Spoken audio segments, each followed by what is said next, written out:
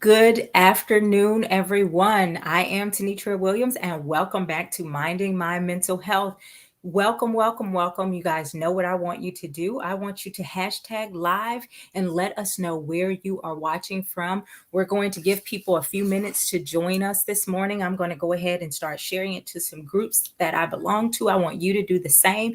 Share the groups again. Let us know where you're watching from. If you join us, tag your friends, tag your family. We have an amazing topic to talk about today. We're talking about minding our mental health around the holidays. So again, I see a couple people joining. So make sure you hashtag live. Let me know where you're watching from and share this broadcast.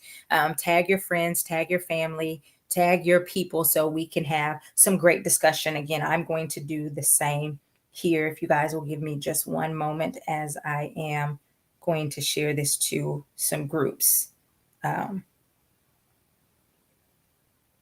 Because I want to get the word out. I believe this is something that can be really helpful and beneficial.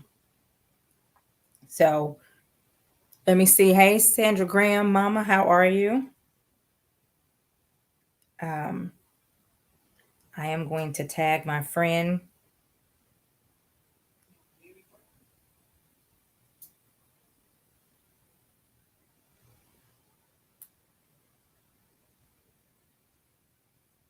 Okay.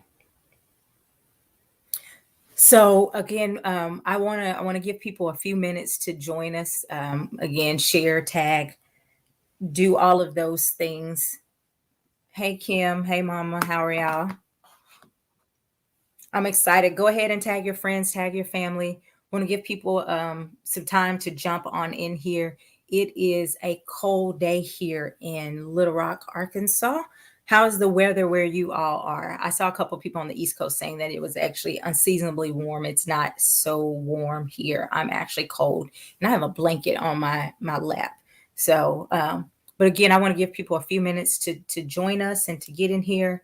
Um, before we take off, because I want us to have this conversation. I think it's going to be a really important conversation. So I will introduce what we're talking about today. We're talking about managing your mental health during the holidays. And so we know that this is November. Oh, wow, Kim, 75 degrees. Yes, I am a little jealous.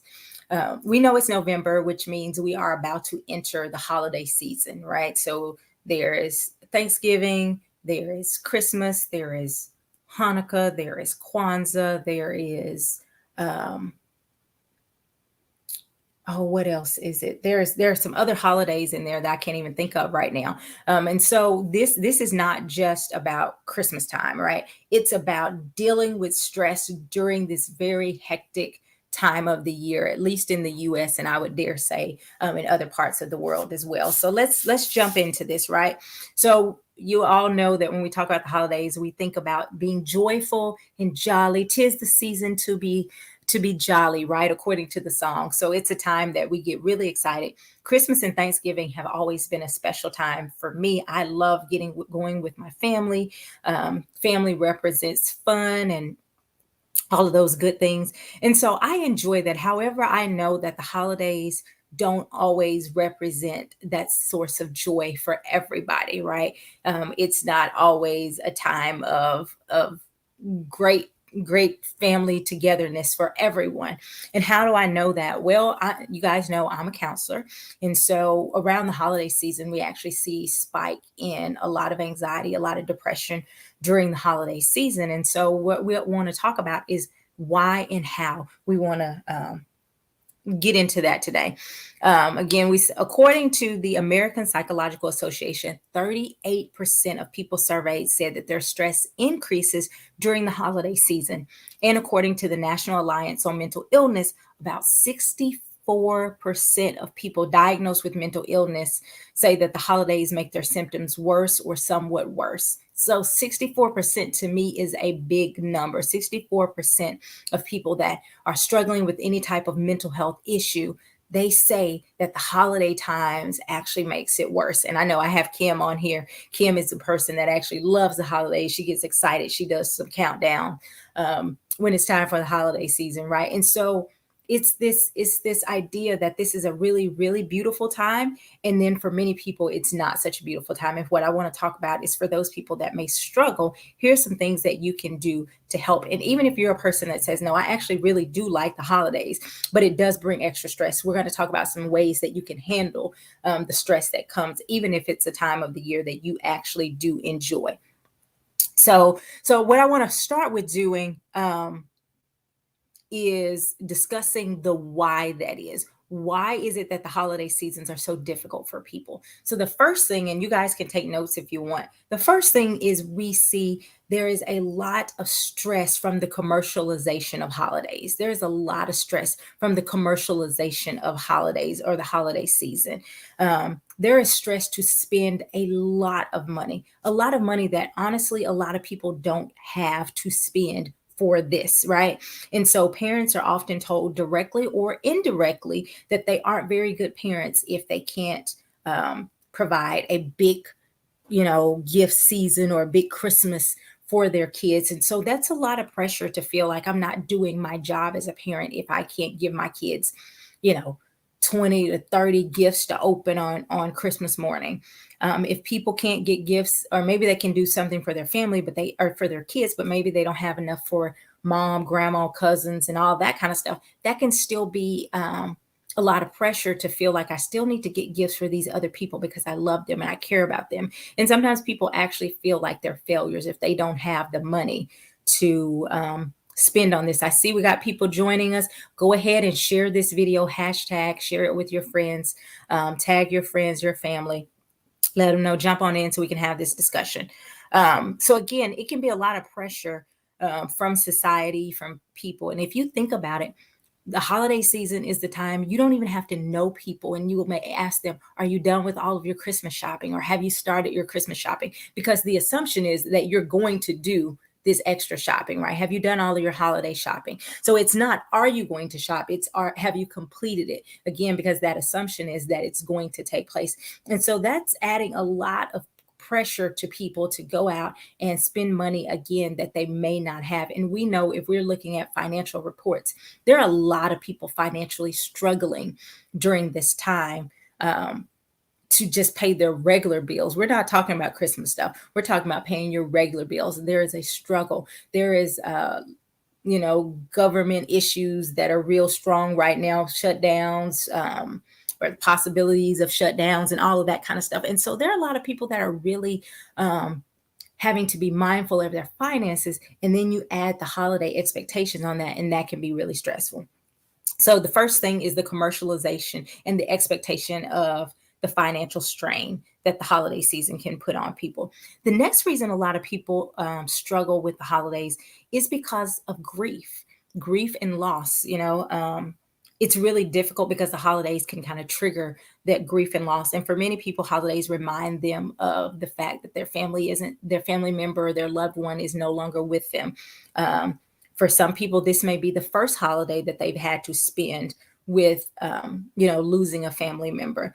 And so we know that that can be really, really difficult to enter into the holiday season and not have grandpa there, or grandma, or mom, or dad, or whoever it is that you've lost. Those holiday seasons can be difficult because for many years, that has been a time of fun and laughter and joy. And now this season, we're going into it saying, I don't have my people here with me. And that, again, that can be really, really difficult. That first year, it can be really awkward because you don't even know how this is supposed to look, right? The anxiety can get high really early on when people just start thinking about going into the holiday season. The anxiety can get high because they're already saying, oh no, I know this is going to be difficult. I don't want to deal with it. And so the anxiety can start as early as the end of October or the beginning of November. The anxiety starts when people start worrying about how are the holidays going to look, right? And so we said the first part of some of the reason there's so much stress around the holidays is because of the commercialization and the pressure that it adds on people financially. Not to mention, I did mention this first, but the stress of trying to travel to see family, again, that's a financial burden. If your family lives in Pittsburgh and you currently live in Arizona, you're probably not going to try to take a road trip. You're going to need flights. And if you have 3 kids, that can get pricey. Or if you do take a road trip, that's a whole road trip with little kids driving that long distance. And so those types of things add extra pressure. The next thing we talked about, we said, was that holidays add this extra stress and pressure because of grief and loss.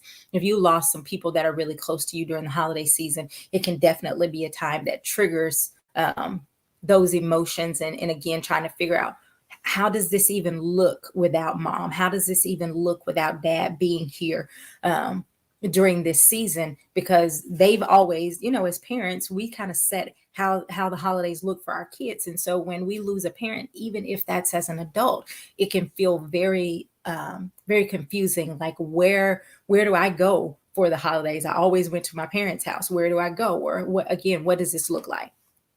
So another reason that the holidays are stressful for people is this thing called seasonal affective disorder, and they call it SAD, right? SAD is a type of depression that happens during a certain season of the year. Typically fall and winter, we start to see seasonal affective disorder. Now, I personally think that SAD can come because of some of these other factors that we're talking about. I think we see seasonal affective disorder because of a lot of these other situations, because there's no specific reason or thing that people have talked about, right? But I think seasonal affective disorder comes as a result of some of these other stresses and pressures. But it also could come because of the season change and our days. We're not getting as much sunlight. It's cold, so people don't go out and outside as much. And then the days themselves are shorter. So we're, again, not getting as much sunlight. And so it says there are no clear cause for SAD, but that less sunlight and shorter days have been linked to chemical changes in our body, which may be part of the cause for seasonal affective disorder. So we've got stress from money and financial pressure. We've got the grief and loss, dealing with that during the holiday season. And then we have seasonal affective disorder, also known as SAD. The next thing we have is family drama. Okay, everybody just put that in there. Say family drama. Family drama. And well, this I could literally have a whole show just about family drama, because family drama could be anything from a feud about who got grandma's house 12 years ago after she passed away. It could be sibling rivalry that comes up around the holidays. Who's getting the best gifts? You always do this. Family drama. It could also be having to deal with somebody feeling rejected from the family, or if you come from a family that has a slick mouth, like a lot of us do. So it could just be the stress of somebody always has something slick to say, and you're trying to make sure you don't curse somebody out, you don't go off on somebody, right? And so it can be all those things. When people are around each other, it's going to trigger all kinds of things. So again, it could be because someone has said something inappropriate. It could be from family members that have even violated you. If you ever dealt with any sexual abuse or some type of physical abuse, those family members may show up to the event. And now you are standing there wanting to celebrate your family, but you may be facing someone who violated you in a major way. And depending on how your family handled it, maybe it was never reported. Maybe they made you out to be the villain. As a result of saying something. Maybe they celebrate this person and you're still carrying the secret or the shame or the guilt from all of those things. And so family drama can be really, really heavy during the holiday season, because when we're not in holiday season, oftentimes we're able to kind of go about our lives and choose whether or not we interact. But oftentimes with holidays, people want to be with their family. And so they gather. And then what happens? They're having to deal with the drama of the gathering, right? So think about if you have a baby. The other thing is, when families get together, they tend to go back or revert back to the roles they had as children. So when you get with your family of origin, you tend to start reverting back to that role. So here's an example. If you have a family and there were 3 girls and 1 boy, he was the baby. Those girls may have always been taught take care of your baby brother, take care of your baby brother. And so they kind of go back into that role of take care of your baby brother, even though baby brother may be married with a wife, with children, all of that. When they get back to those family events, unconsciously we can go back into some of those family roles that we had as children. And so you may have an older sister asking her baby brother, who is an adult and married, what do you want me to fix you on? What do you want on your plate? Now, she's not doing this intentionally to baby him. She's doing it out of, again, just going into a role, just falling in line with what they've always done. And so that may cause tension between the sister and the wife, because the wife says, why is she fixing my husband's plate when he's perfectly capable of doing it himself? Or maybe the wife wanted to do it. And so it could cause tension that the sister never really intended to be offensive with, right? She just was doing what came so naturally to her. So if we don't do that work and say, oh, wait, he's an adult, I don't have to do that anymore. Or, oh, wait, these things, these dynamics have shifted, I don't have to fall into that role. If we're not mindful, we will fall into those roles without thinking about it, really unconsciously, which can lead to a lot of tension. Everyone in the family is not on a healing journey, so everyone comes to this gathering with their own hurt, their own trauma, their own drama personally, and then they combine it together, and then they're all told to smile and be happy and jolly. So again, family trauma and drama can really do a number to affect how people interact and feel about the holidays. So again, just recapping, we talked about the stress from commercialization and the financial pressure from the holiday season. We talked about grief and loss being a major issue that can trigger people during the holiday seasons. We talked about seasonal affective disorder, family drama, and then loneliness. There are people who say, I want family. I don't even have much family to have drama with. Maybe my parents passed away and I was an only child, or I'm estranged from my family. So, I don't ever get to interact with my family and they're lonely, or addiction has pulled them away from family. Maybe they are addicted, or other people in their family are addicted and they're not close to them. And so they have a real struggle with loneliness during this time. Maybe their family was smaller and several people have died, or they're estranged. But again, that can be a huge stressor during the holidays. Oh my gosh, this is the time that we say in commercials and movies, it's a time for family, it's a time for love. But if you don't have people with you, it can feel very lonely. And so that can be really hard during this time. Another part that aids in the stress of the holiday season is the busyness of it all. Let's just talk about that for a minute. The busyness of it all. We are understanding how busy the holidays can get. Why? Because your family has I'm sorry, your job may have extra Christmas or holiday parties, and then your kids have holiday presentations at school, and then there's the holiday parties at school. You have to go out there for that, and then there's the grandma day at school, then this day at school, and then the other activities that they were already a part of don't stop because it's the holiday season. So you are already busy, and then you add to that 5 more activities to do that week just because it's holiday season, right?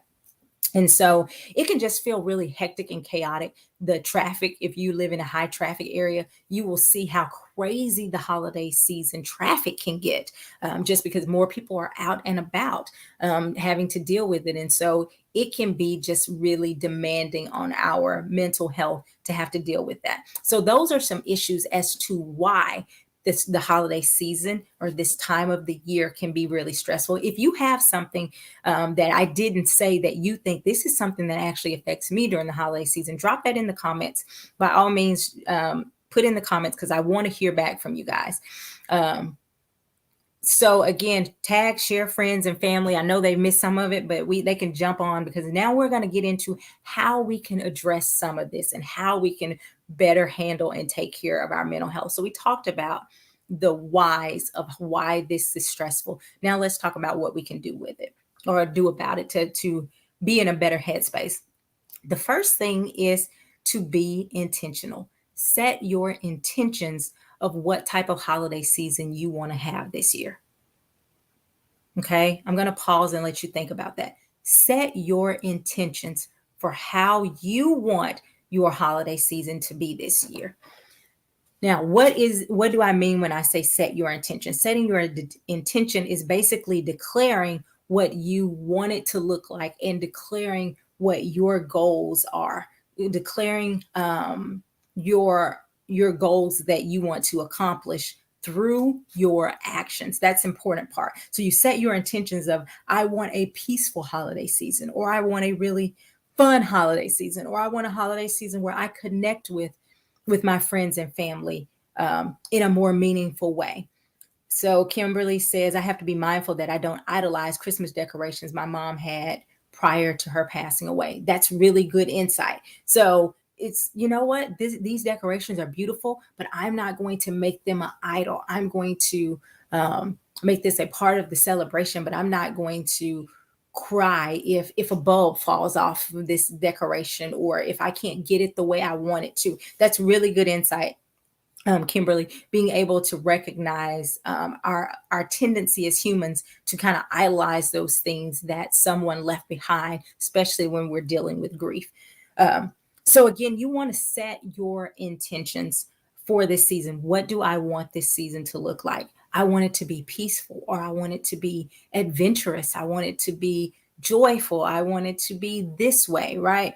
I want it to be stress free. I remember when we got married, one of the things that we were really clear about was that we wanted our wedding to be really stress free. We did not want the hustle and bustle of having to do all these things. And so, because we set the intention that we wanted the wedding to be stress free, it impacted how we decided to do the actual wedding. Likewise, when you set your intentions for how you want your holiday to look, it is going to be the driving force behind how you approach the holiday season. For example, if you say, I want to create more memories this holiday season, you're going to be active about creating things for you and your family to do that maybe will build those memories and those experiences that you want.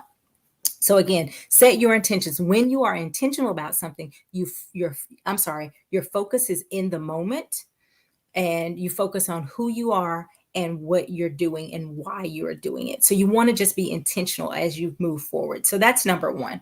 Number two is you actually have to create a plan of how you will handle the holidays. Many times we end up disliking the holidays because we allow other people's expectation to boss us around. Okay, I'm going to just pause and say la.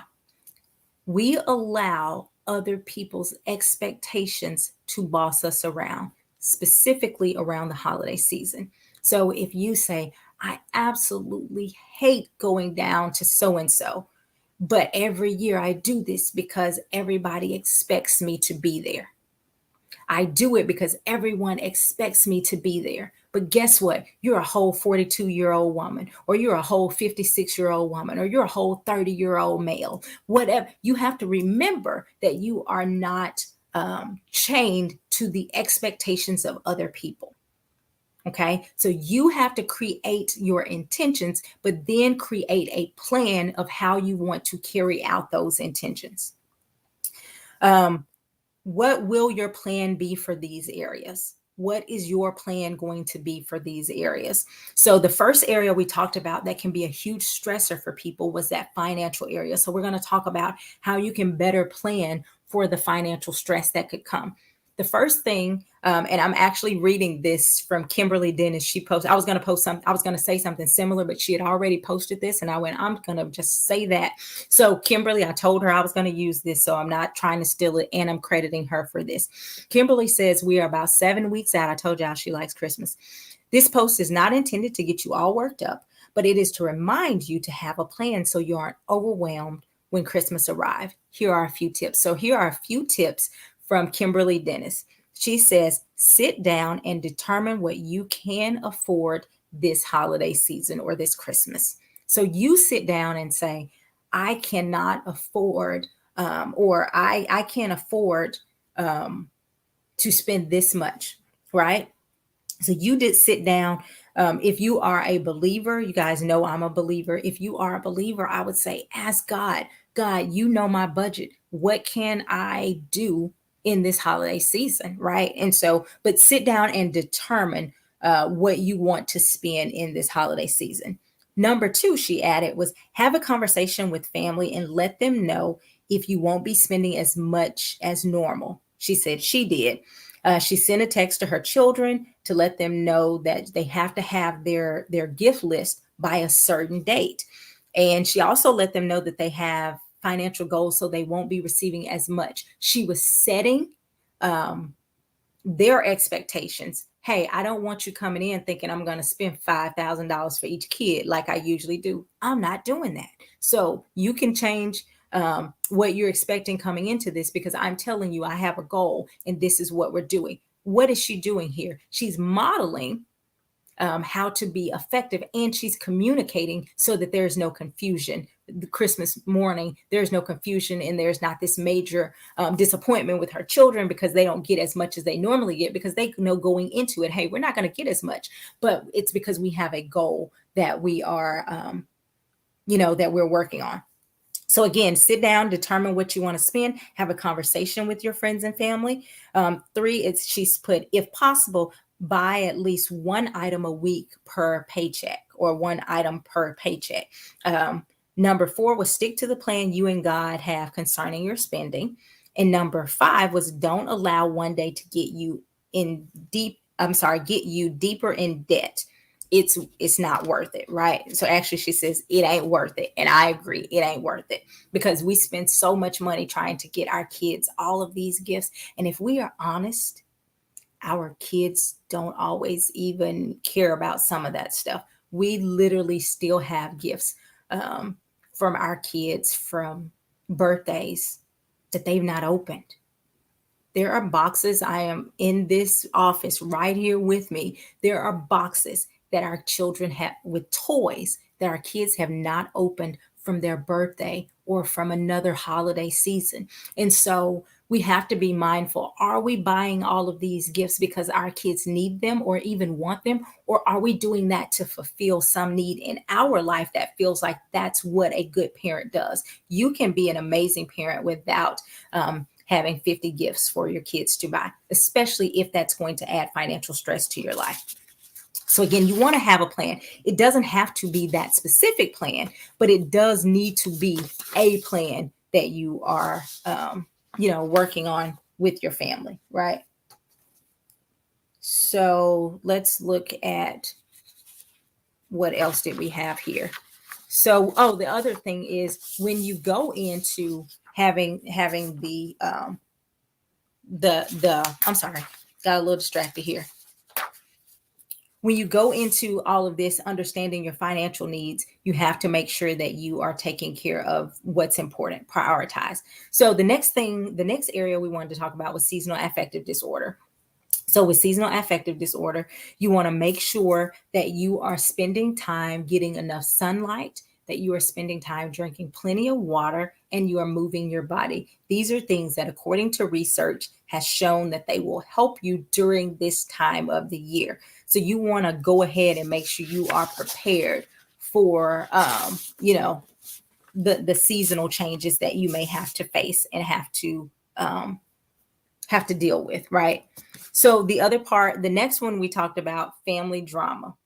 Family drama, what can you do when you're talking about family drama? Well, you can prepare for that through going to therapy and working through some stuff before you even get there, right? You can work through and start that healing journey before you even get there. But you also can determine what you're going to do and give yourself permission to not have to subject yourself to conditions that are not safe for you anymore or are unhealthy for you. Give yourself permission to say, I am not going to subject myself to conditions that are no longer healthy. That's really important that we remember that. Give yourself permission that you don't have to subject yourself to conditions that are not healthy for you. What does that mean? You also can set boundaries. So if you have a specific family member who always makes a slick comment about your weight. And let's say, every time you go to your aunt's house, when you leave, you have a panic attack. You can give yourself permission to break free from unhealthy habits and say, I'm not going to that aunt's house this year because I choose to have a comfortable holiday season. I want to have a peaceful holiday season. So I'm not going to go over there. That doesn't mean I can't see other family, but I'm not going to go to her house because it always triggers me when I go there. The other thing you can do is you say, I will go over there, but I'm going to establish boundaries. So that's the first part. Release yourself from the pressure to do all of things, to stick with unhealthy traditions and establish healthy boundaries. So you can call your aunt and say, hey, I want to come see you, but I don't want you to make any comments about my weight because that stresses me. If you make comments about my weight, I'm going to leave. I just want you to know that ahead of time. What is it? What are you doing? You're teaching her what's appropriate and what's not appropriate. And if you go over there and she makes a comment about your weight, you simply say, hey, I love you. I'm going to go. You don't even have to get angry about it. You can just say, I'm going to stick to my boundaries. I'm not going to go off on her. I'm going to stick to what's healthy for me. I'm going to be around people that treat me with respect and with kindness, right? And so I think that's really, really important that we explore kind of how we're interacting with the family. Again, with family drama, if you know, if I go there, these people say or do these things, you are not you're not responsible to stick to traditions that are not healthy for you. You can do something different. So that's a part of dealing with the family drama. I think that's again, really, really important. Now, there are the tips that those, I'm sorry, these are just tips. So when we're talking about creating these family drama and all of those things, you may have to be really, really excited, or not really excited, really prepared to do something different. Okay. So now let's look at grief. What do you do when you're dealing with grief? Grief is hard. And so if you are facing grief during this holiday season, we want to talk about setting realistic expectations for yourself. The grief of someone who lost their family member 15 years ago is going to look very different than someone who lost their family member 2 months ago. And so give yourself permission to cry if you need to. Give yourself permission to create new holiday traditions. Instead of everyone going to grandma's house, maybe they decide we're just going to cry if we go to grandma's house. Let's go to our auntie's house this year in another state. So it's okay to create different traditions. Or you can put a spin on an old tradition, right? And so if you say, grandma always passed out these trinkets, or she always did this thing. So instead of grandma doing it, we're going to ask her sister to do that, to keep that tradition going. Or mom would always do this thing and she's not here to do that with us. And instead of us just wiping that tradition away, we're going to find someone else to carry on that tradition. And so you can put a spin on those traditions. You also can have a moment to remember those people during the holiday season. If you lost someone, it's okay to say, hey, we're going to have a stocking up for this person, and we're all going to write a fun memory and put it in their stocking. That's a way that you can still kind of keep their memory going, but not getting stuck in the grief of the moment, right? And so you can create new traditions or put a spin on an old tradition. The other thing is to prepare for change. So, for example, if grandfather always cut the turkey, and don't wait until it is time to cut the turkey before you guys look around and say, grandpa's not here, and run out crying. Grandfather's not there. Don't wait until the moment to be shocked and surprised that nobody is there to cut the turkey. Grandpa's not there. So go ahead and ask Uncle John, this year, will you do the honors of cutting the turkey? That way, it is a smoother transition as you are continuing these family traditions. So again, you'd want to make sure that you are preparing for those changes when you're dealing with the grief. This one may sound a little weird, but I'm going to say it because I think it's really important when you're dealing with grief. Give yourself permission to be happy. What? Give yourself permission to be happy during this season. Yes, I know you lost your family, your loved ones. I know that hurts, and I know that the holidays are not the same without them, but you still can give yourself permission to be happy. For many people, they feel like it is a betrayal of their family to actually be happy. They feel like staying stuck is almost a way to honor that family, to say, hey, I didn't forget about you. I'm thinking about you, and I am not having fun down here without you. So you give yourself permission, because most of the time your loved ones would say, I absolutely want you to have fun, and I absolutely want you to embrace it. Now, again, that doesn't mean that you won't have moments of sadness. That doesn't mean that you won't be thinking about them and missing them during the holiday season. This is not to minimize the hurt that you feel. This is to say you also can miss them and still give yourself permission to enjoy the other family members that you still have with you.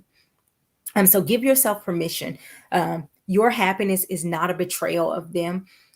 So it's really, again, really important that you work through that grief part that you're dealing with.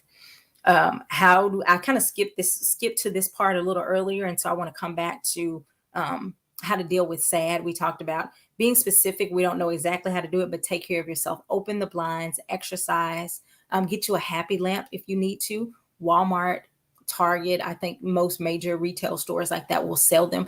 If you Google happy lamp, you will pull up places where you can get those things if you're not in a place where you're going to get a lot of sun. So we talked about how to deal with grief, how to deal with sad, some things about family drama. We want to go back to that. Give yourself permission to break away from unhealthy family traditions and establish boundaries. And we talked about that. If you know a certain place isn't healthy for you, you don't have to subject yourself to that type of kind of stress and strain. Do something different this time.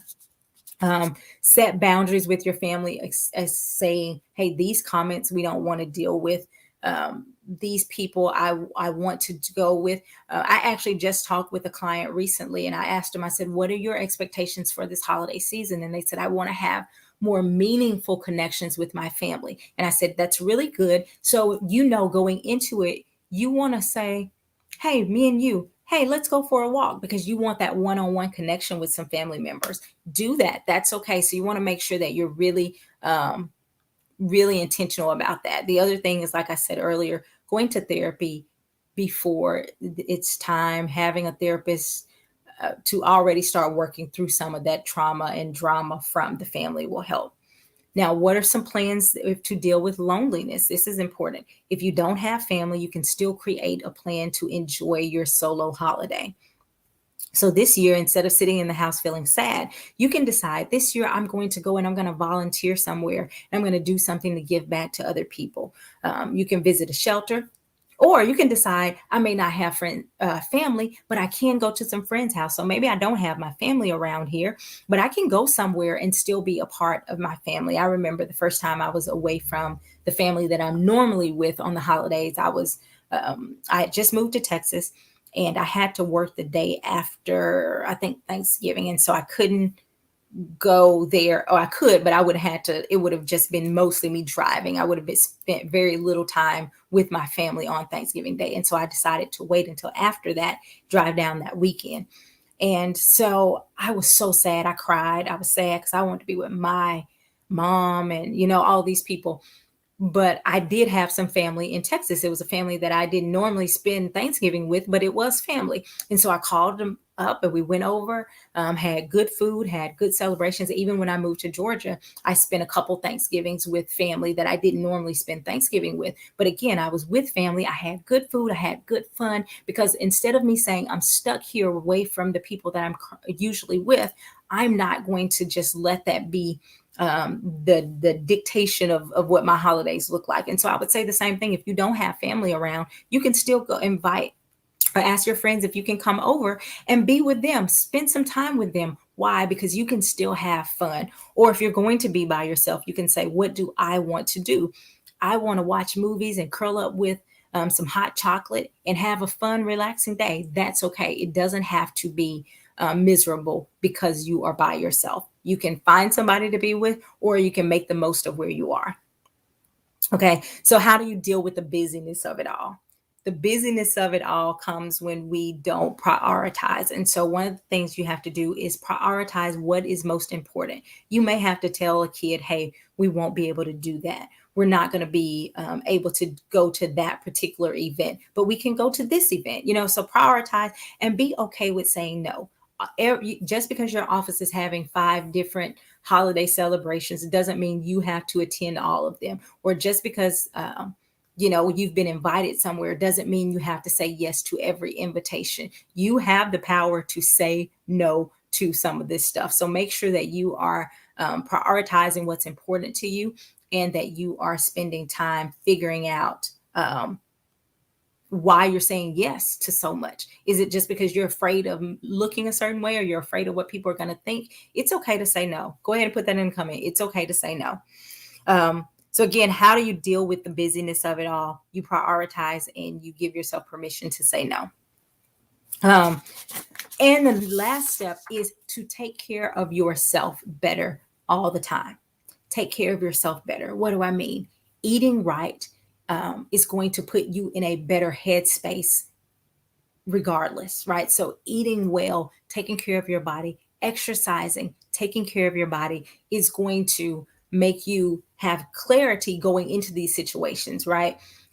So eating well, to exercising, drinking plenty of water, taking time when you're feeling overwhelmed. Take some time to just stop and take some slow, deep breath.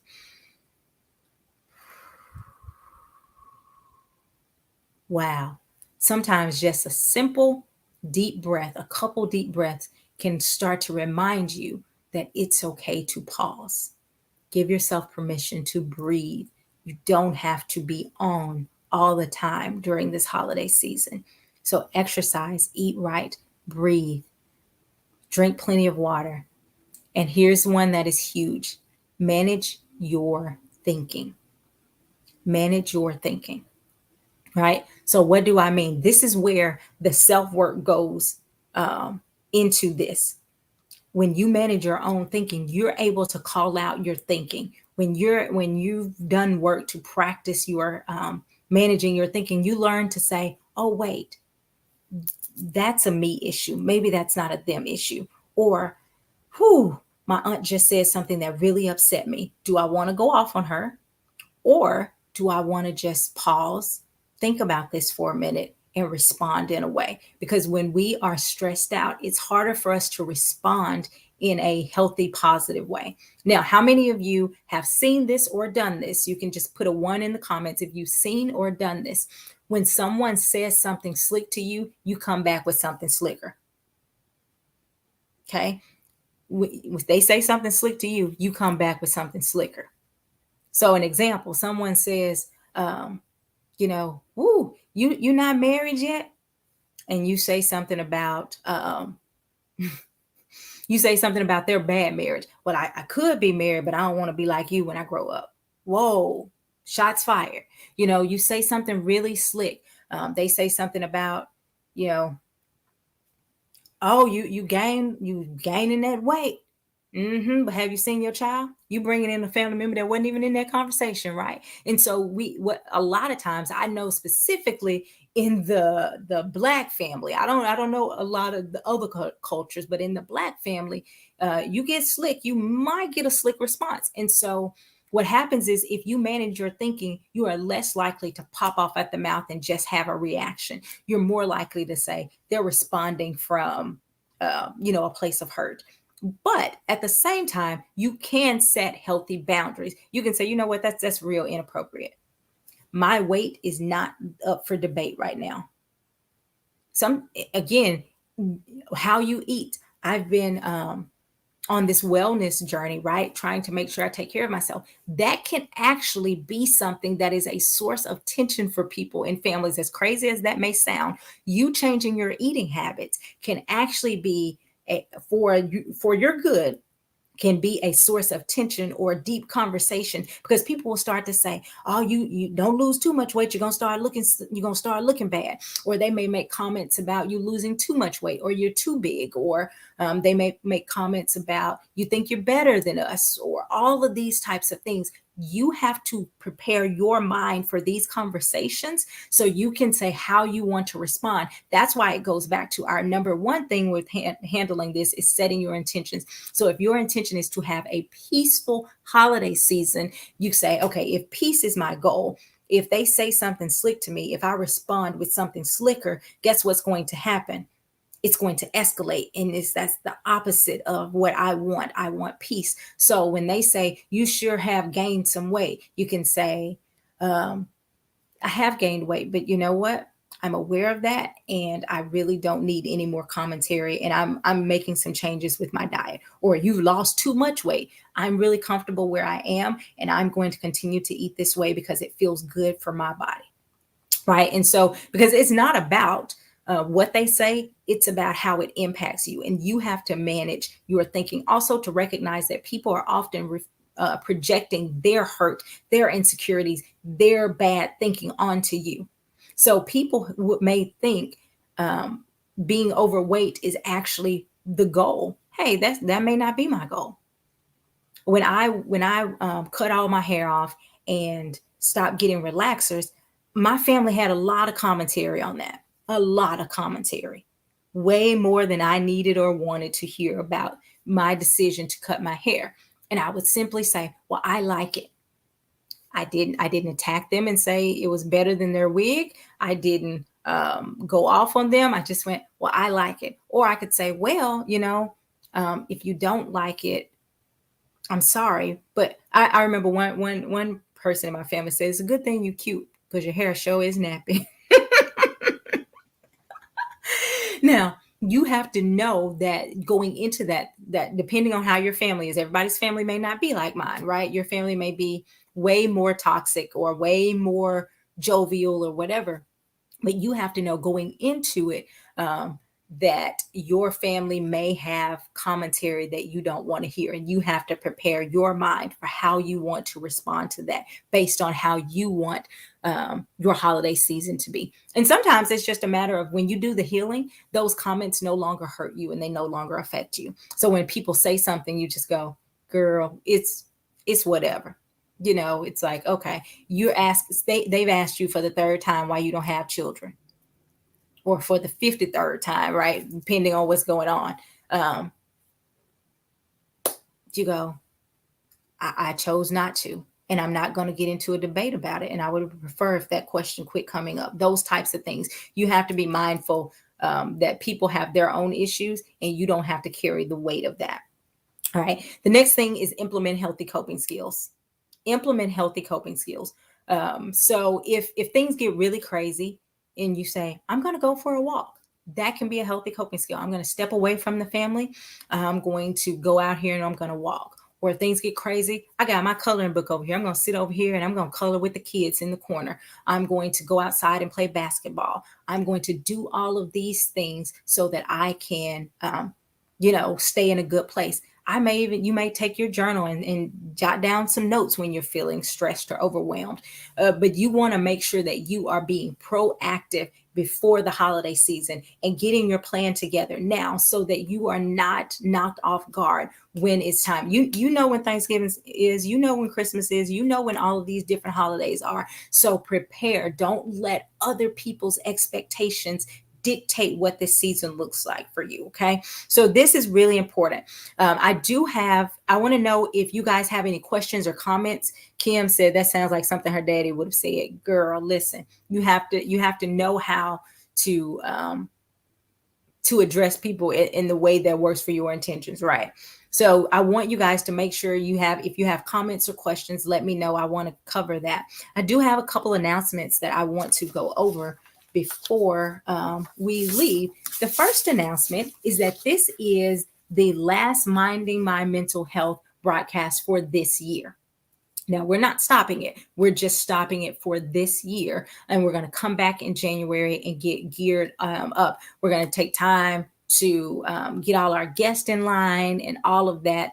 It was really important for me that we continue to do this work. I believe it's really important. Of course, I want to tear down the stigma around mental health treatment. And I want to really encourage our people to get healthy emotionally and mentally. And so we're going to continue next year. But I will be, if you see a Minding My Mental Health, you go, I thought she said this was the last one. I am going to be showing some replays along the way. Why? Because I believe a lot of people missed out on some really amazing topics and some really things. So I encourage you, if you go, I didn't know you were doing this, or I miss a lot of these, go back to my professional page and check out those past broadcasts, because it's been some really, really good information on those past broadcasts. So make sure that you are staying in tune to that. The other thing is I am hosting a webinar tomorrow night at 7 p.m. It is free. You still have time to register. I'm going to put the comment section. I'm going to put it in the comment section, the link to register. And we are talking about moving from from surviving to thriving. So we're moving from surviving to thriving. And we're talking about mindsets that keep us stuck in survival mode and keep us out of thriving. And so again, we want to make sure that we are taking our time to take care of ourselves. And so if you have not registered for that webinar, go now to register for that webinar. Take the time to do that. Again, it's free tomorrow night at 7 p.m. So it's going to be a Friday night. You probably don't have a lot of stuff planned Friday night. And if you have time, you can do that. It's also going to be recorded. So I still encourage you to make sure that you do that. And so this is our last broadcast until January. Register for the webinar. And the other thing is, if you know of someone who needs coaching or counseling, if I know you, I can't be I may not be able to be your counselor, but we can do some coaching if we need to, depending on where you live and all of those things.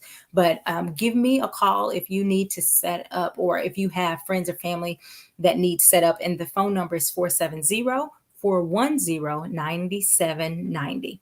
So again, that's 470-410-9790. Actually, I guess I can put that up so you guys can see that. So that's all of my announcements. I don't see any questions. Again, I think it's really important that we spend some time preparing for this. If you don't know what your holiday is going to look like, take a little time, sit down and say, this is what we want it to look like. And so you're moving forward. This topic has set me free of the expectation that my family put on me around the holidays. Really good. I'm glad to hear that, Kim. I'm really glad to hear that. Yeah. So again, I want you guys to make sure that you are doing the work to make this as less stressful as possible. The holidays don't have to be a big trigger for you. They don't have to be a time of depression and anxiety. You can take some tips, and even though it is can be a stressful time, you can take these tips and go and try to prosper, and not try. Go and prosper and do the things that help you to be your best self, right? So again, I appreciate you guys. Remember, this is every Thursday starting back in January. So if you missed those broadcasts from the past, make sure make sure that you go back and watch those. Demetria said, being reminded to make a plan for triggering comments is helpful. Girl, listen, you have to know that your family or people, they may even love you. They don't always know how those comments can impact you. So having I tell my clients, I call it a canned response. Having your canned response or your prepared response going into it can be really helpful, because you don't have to rely on coming off the dome, and you also don't have to let your slick mouth get you into more drama, right? So having those responses with, hey, that's not something I'm prepared to talk about now, or I don't really want to discuss that now. I don't feel comfortable having that conversation right now. People asking you, what's going on with so-and-so in jail? I don't feel comfortable having that conversation. Why are you doing this? I don't feel comfortable with that conversation. I would prefer that we not talk about that here. Those are examples of boundary statements to say, I'm not going to do this, and releasing yourself from again, we talked about this, but releasing yourself from other people's obligations and expectations of you. If it's not healthy, you are not obligated to do it. You can create your own traditions during this time. So again, I think I hope this was helpful for you. I appreciate you. Share, tag anybody. If you think about it later, tag them in this broadcast. Thank you guys so much for joining us, and I will see you back in January. Have an amazing year and hope you enjoy your holiday season. Bye-bye.